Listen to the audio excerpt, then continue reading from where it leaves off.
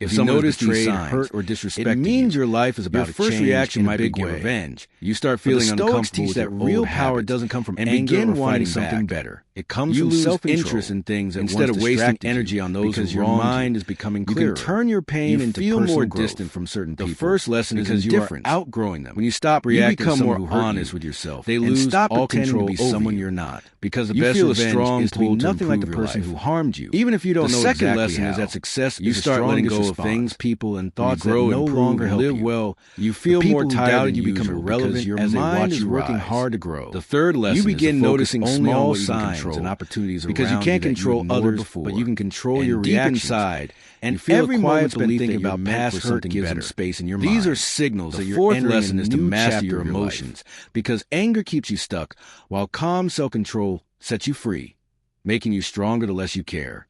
The fifth lesson is to live so well that the person who hurt you becomes just a distant memory, because they expected you to fall, but instead you became better. In the end, the best revenge is inner peace, because when you no longer care about what they did, you've already won.